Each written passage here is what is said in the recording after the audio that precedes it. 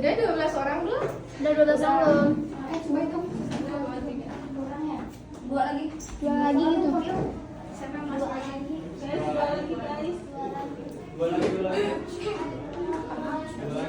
Ya maaf ya kalau Ini sebenarnya dingin tapi banyak orang jadi panas ya. jadi kena.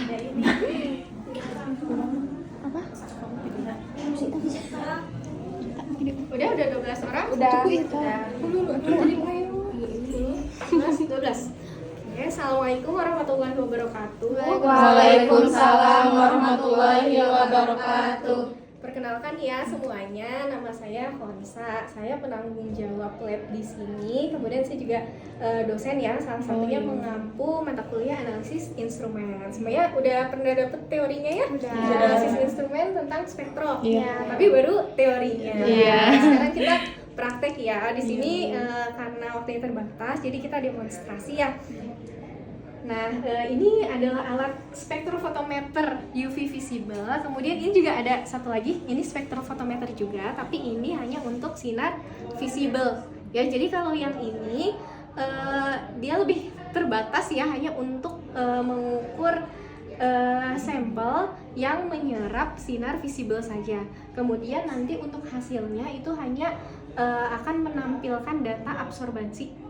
Ya, jadi kita menghitung konsentrasinya itu harus manual. Kalau alat ini ya dia sudah dilengkapi dengan sinar UV, kemudian bisa langsung mengukur konsentrasi. Jadi di sini ada beberapa mode ya yang bisa kita gunakan. Yang akan kita gunakan hari ini mode pertama, mode basic ya, mode 1 dan mode 5. Saya jelaskan satu persatu ya.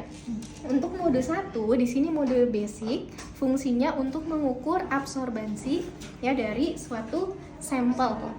Nanti kita akan melakukan pengukuran absorbansi dari sampel paracetamol ya. Ini sampelnya sudah dibuat ya. Jadi untuk mengukur absorbansi sampel kita butuh sampelnya ya dalam bentuk larutan yang sudah dilarutkan dengan pelarut. Di sini saya gunakan metanol. Ya, yang perlu diingat untuk spektrofotometer ini pelarutnya harus menggunakan pelarut proanalisis. Ya, jadi proanalisis itu memang pelarutnya yang sudah kemurniannya itu sudah lebih tinggi dibandingkan pelarut teknis. Kalau digunakan etanol teknis itu nanti pengukurannya jadi bisa tidak akurat gitu karena kemurniannya lebih rendah, jadi bisa jadi ada pengotor-pengotor yang bisa mengganggu hasil pengukuran seperti itu. Kemudian kita juga perlu menyiapkan pelarutnya ya sebagai belangko. Ya, ini pelarutnya saya gunakan metanol. Di sini juga sudah disiapkan dan sudah dimasukkan ke dalam kuvet ya. Ini namanya kuvet. Ya, kuvet seperti ini. Jadi kuvet itu kayak ada dua bagian gitu ya. Di sini ada bagian yang bening, kemudian ada bagian yang keruh. Yang bening ini untuk meneruskan sinar. Ya, jadi kita usahakan jangan pegang bagian yang bening. Ya, jadi yang dipegang itu bagian yang keruh ini. Ya, yang bening karena untuk meneruskan sinar khawatirnya ya kalau kita pegang itu nanti jadi ada jejak-jejaknya gitu kan. Nanti bisa mengganggu hasil pengukuran. Nah, sebelum kita lakukan pengukuran ini harus dilap dulu ya. Dilapnya tapi nggak boleh digosokkan ya. Jadi di tap-tap aja supaya enggak tergores gitu ya. Ini udah dilap sih ya. Itu baru mode 1 ya. Tadi kemudian mode yang kedua itu bisa untuk menentukan konsentrasi sampel. Jadi ini untuk absorbansi, ini untuk menentukan konsentrasi, tetapi kita perlu membuat kurva kalibrasi ya. Caranya nanti kita buat beberapa konsentrasi, misalnya 5 konsentrasi, 10, 20, 30, 40, 50 ya, minimal 5 konsentrasi ya. Bisa juga 6 ya, biasanya sih 6 tapi minimal 5. Kemudian nanti dari mode ini bisa muncul kurva kalibrasi dan bisa langsung ditentukan persamaan regresi linear. Pernah dengar persamaan regresi? Pernah ya. Persamaan regresi itu kan yang Y sama dengan A plus BX ya. Yang itu. Nah, X-nya itu adalah konsentrasi sampel dan A-nya itu adalah absorbansi. Ya, nanti di alat ini itu sudah bisa langsung muncul persamaan regresinya. Kemudian kita bisa langsung menentukan konsentrasi. Ya, jadi nanti sampelnya mau kita ukur konsentrasinya dimasukin aja ya ke sini. Kemudian nanti dari data persamaan regresi tersebut oleh alatnya kayak diolah gitu, dihitung otomatis sehingga muncul konsentrasinya. Kemudian kita lanjut ya ke mode yang ketiga. Di sini mode yang ketiga itu untuk, di sini kan kayak waktu gitu ya, untuk mengukur waktu yang efektif untuk inkubasi. Biasanya digunakan pada metode untuk uji antioksidan. Ya, antioksidan itu kan biasanya misalnya menggunakan uji di PPH, itu kan ada perlakuan ya, di mana sampelnya itu ditambahkan di PPH kemudian diinkubasi. Nah, inkubasinya itu berapa menit? Ya, kita cari waktu yang paling efektifnya ya dengan mode yang nomor 3 ini. Kemudian yang nomor 4, nah ini biasanya digunakan untuk pengukuran SPF ya. SPF itu kan biasanya yang diukur ada nilai SPF-nya, kemudian persen eritema sama persen pigmentasi, dan itu menggunakan multi wavelength. Ya, multi wavelength itu jadi beberapa panjang gelombang. Makanya kita bisa gunakan mode yang 4 ini, multi wavelength. Kemudian kalau mode yang nomor 5 di sini digunakan untuk menentukan panjang gelombang maksimum. Jadi sebelum kita gunakan mode basic nomor 1, itu digunakan mode yang nomor 5 dulu. Ya, kita mau mengukur absorbansi, tapi kita harus tahu dulu nih absorbansi di panjang gelombang berapa.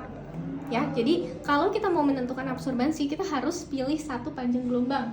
Panjang gelombangnya itu adalah panjang gelombang maksimum. Ya, panjang gelombang maksimum itu apa definisinya? Jadi panjang gelombang di mana absorbansinya itu maksimum. Absorbansinya itu paling tinggi, sehingga kita tuh bisa lebih mudah untuk mendeteksi gitu. Ya, kita coba ya. Kita coba mode nomor 5.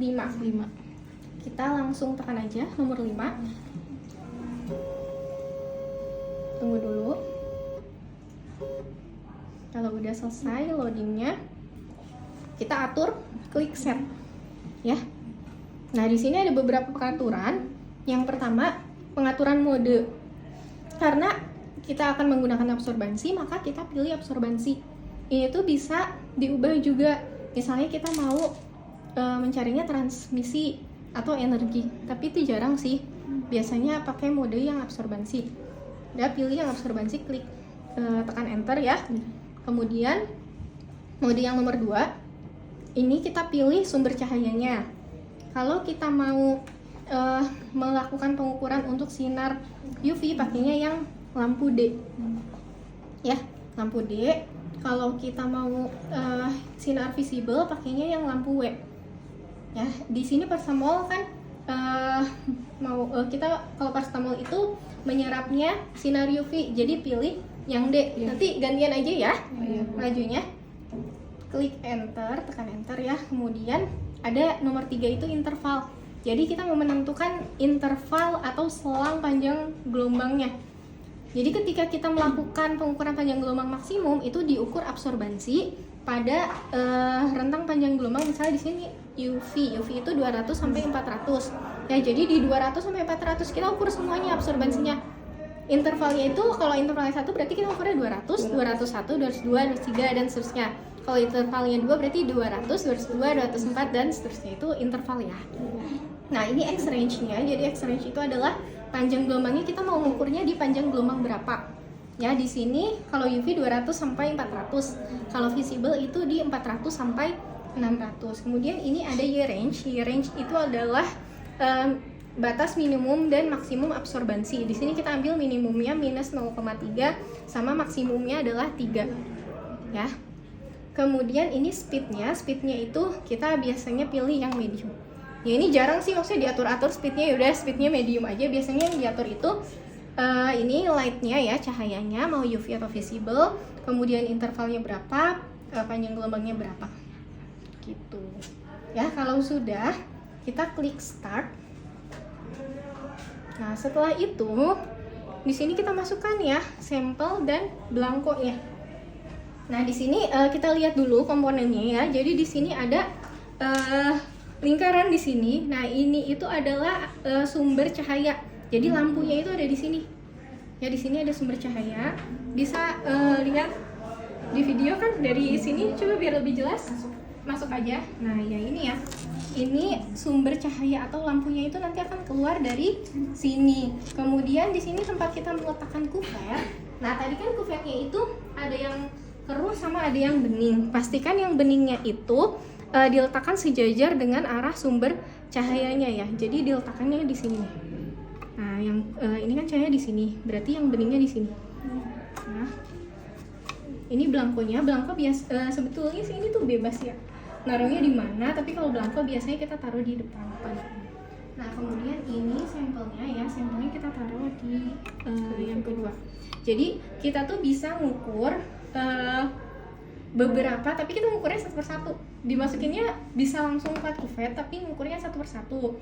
Nah cara mengaturnya itu dengan kita menarik tuas ya. Kalau tuasnya di posisi seperti ini, maka di sini lihat arah cahayanya ke kuvet yang pertama ya. Kita bisa ubah ke posisi yang kedua, ke posisi sampel dengan menarik kuvet. Dengan menarik tuas. Kemudian misalnya mau di kuvet yang ketiga ditarik lagi, yang keempat bisa ditarik lagi. Seperti itu ya sampai tek gitu. Nanti dirasain aja sih. Ya, kita atur dulu ke yang pertama. Ya nanti sinarnya itu kan datang dari sini. Ya dari sini sinarnya datang, kemudian akan diteruskan ke sini. Oleh sampel itu akan diserap sinarnya, kemudian ada sinar yang ditransmisikan atau diteruskan. Jadi tidak semua sinar diserap, ada yang diteruskan, kemudian ditangkap oleh ini nih, kelihatan kan ada lingkaran juga. Nah ditangkap oleh ini, kemudian nanti diteruskan ke detektor ya, kemudian nanti diteruskan oleh detektor, dideteksi gitu ya, diteruskan ke recorder. Ini recordernya ditangkap di sini ya, diubah menjadi dalam bentuk angka atau grafik ya. Oke, kita tutup ya. Ini udah di posisi nomor 1, di posisi belangko. Nah, sebelum kita melakukan pengukuran panjang gelombang maksimum, kita lakukan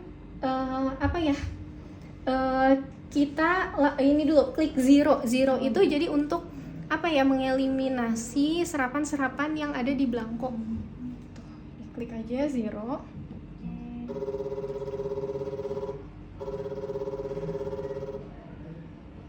Tunggu sampai berhenti.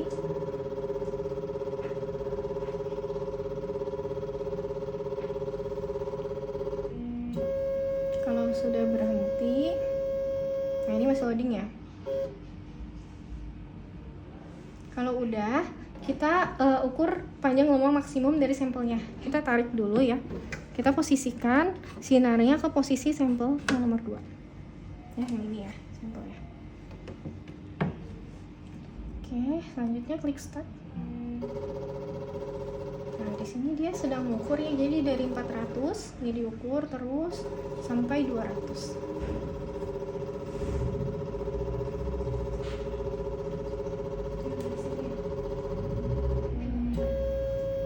Nah, ini tuh jadi absorbansinya ya. Absorbansinya kalau 200 berarti segini.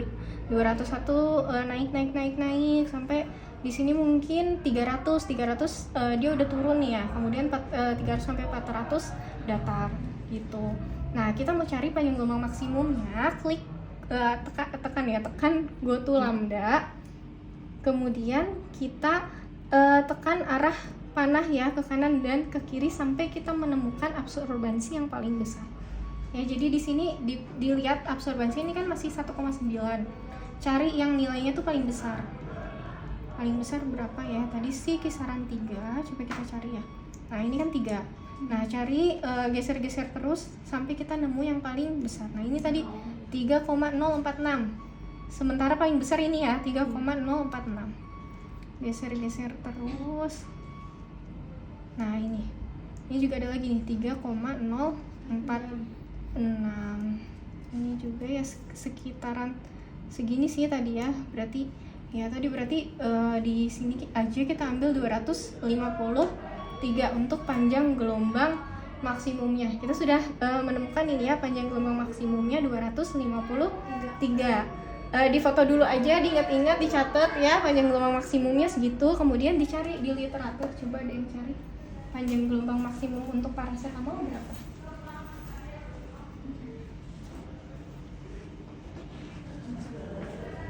kita cocokkan dengan yang ada di literatur.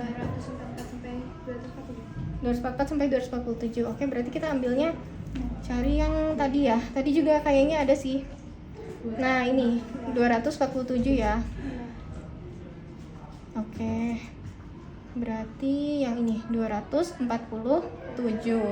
Oke, berarti diambil datanya yang ini. Jadi kita harus selalu samakan dengan yang ada di literatur. Gitu.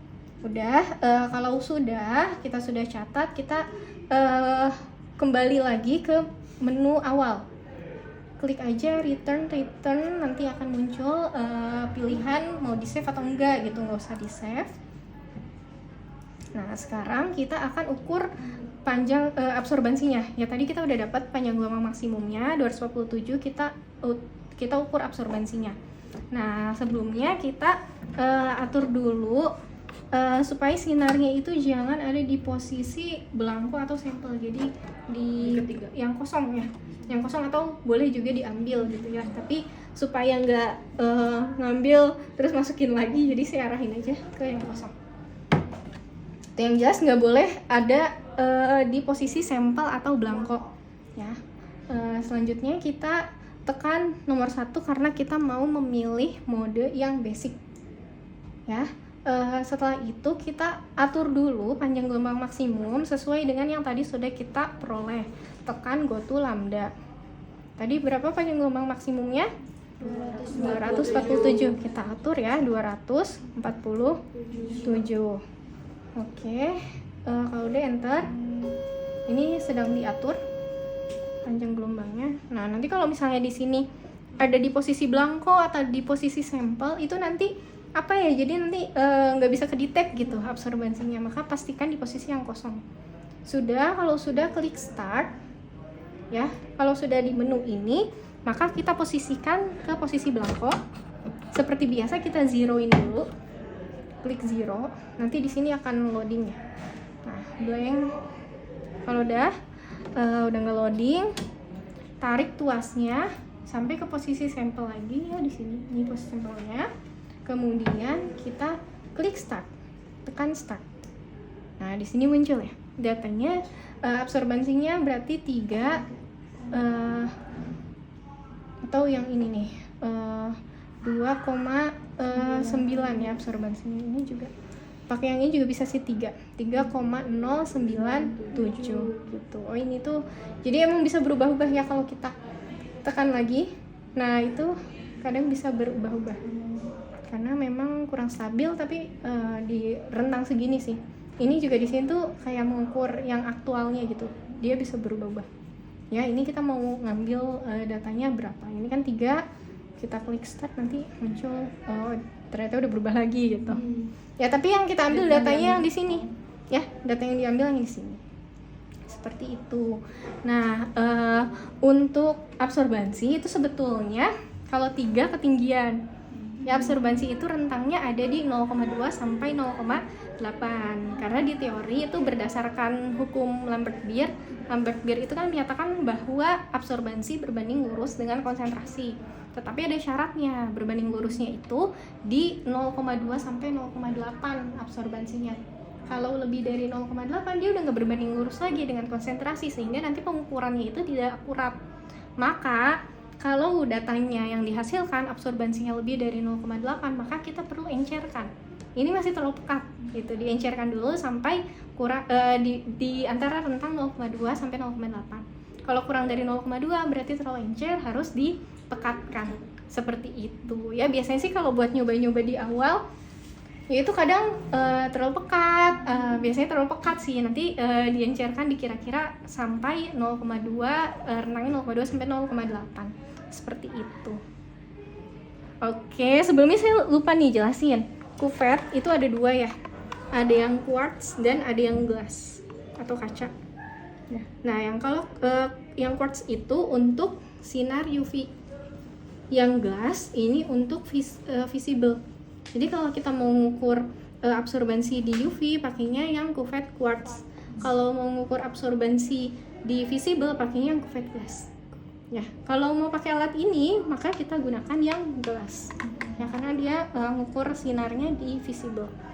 Seperti itu. Ada yang mau ditanyain nggak? Bukan, nanti kita tugas akhir ada ini. Kesini tinggal ngambil ngasih sampel aja atau kita ngelakuin sendiri? Ngelakuin sendiri Ngelakuin sendiri. dong. Saya pernah dengar mah cuma ngasih sampel ya. Tergantung sih, misalnya nanti deh itu mah ya. Iya. Saya kalau mahasiswa yang Cirebon kan ngelakuin sendiri, tapi saya nggak tahu kalau yang Majalengka sendiri gimana. siapa? Biar bisa. Iya, biar bisa ya. Tapi udah pasti didampingin ya. Awal-awal biasanya didampingin dulu. Nanti kalau udah bisa, biasanya ditinggal. Kalau udah misalnya udah ke 3 kali, ke 4 kalinya pakai spektro gitu, itu paling nanti ya tetap kan ada saya di ruangan sebelah gitu, nanti tetap dipantau. Cuma saya nggak selalu nungguin di sini kan. Gitu. Ya, ada lagi yang mau ditanyain? Oh iya, untuk bilas kuvetnya ya. Untuk bilas kuvetnya, jadi pertama kalian bilas dengan Aquades dulu, terus pakai etanol ya. Habis itu pakai zat yang mau dimasukin ke kuvetnya. Misalnya kita mau masukin ke kuvetnya itu larutan paracetamolnya, berarti pakai air dibilasnya, kemudian pakai etanol, tunggu sampai kering dulu. Etanol tuh supaya apa ya? Supaya airnya tuh menguap gitu. Kita jangan sampai ngelapnya pakai tisu, nanti kan takutnya ada sisa-sisa tisunya itu kan yang masuk ke dalam kuvet dan itu bisa mengganggu pengukuran. Jadi pakai etanol sampai kering, habis itu dibilas pakai zat yang akan kita masukin ke kuvet. Nah, kalau udah diukur, misalnya kita udah selesai, nanti zatnya dari dalam kuvet dibuang ya, kemudian dibilas pakai air, kemudian pakai etanol. Ya. Etanol itu sebetulnya supaya kering sih, supaya nggak ada air yang mengkontaminasi di dalam sampel. Airnya Aquades ya. Etanolnya pakainya etanol proanalisis. Ya, semuanya untuk spektro pakainya yang proanalisis. Sudah? Ada yang mau ditanyakan? Ibu, kalau misalkan tadi kan zatnya ada yang terlalu pekat, ada yang terlalu encer. Kalau misalkan yang pekat, terus kan diencerin lagi, dikeluarin lagi. Iya, Dikeluarin lagi, terus ngujinya dari awal lagi atau enggak? Ngujinya kalau tadi udah dapat penyumbang maksimumnya, berarti nggak usah. Jadi tinggal nerusin Iya, aja. tinggal nerusin aja. Yang penting buat tentuin absorbansinya itu harus di antara rentang 0,2 sampai 0,8. Kalau panjang gelombang maksimumnya sih biasanya nggak akan berbeda. Gitu. Karena yang penting pada kan kita kan mengukur absorbansi itu mau mengukur konsentrasi. Nah, konsentrasi sama absorbansi kan berarti harus linear tuh. Jadi harus di antara rentang 0,2 sampai 0,8. Nah, kalau yang ini mengukur panjang gelombang maksimum itu nggak untuk menghitung konsentrasi kan, hanya untuk nyari panjang gelombang maksimumnya aja, jadi nggak masalah. Gitu. Ada lagi yang mau ditanyain? Ada lagi nggak? Nggak ada? Cukup ya? Oke, kalau gitu mudah-mudahan apa yang disampaikan bisa dipahami dengan baik, bermanfaat untuk kalian ya. Kita tutup dan gantian sama yang lain ya. Assalamualaikum warahmatullahi wabarakatuh. Sama-sama.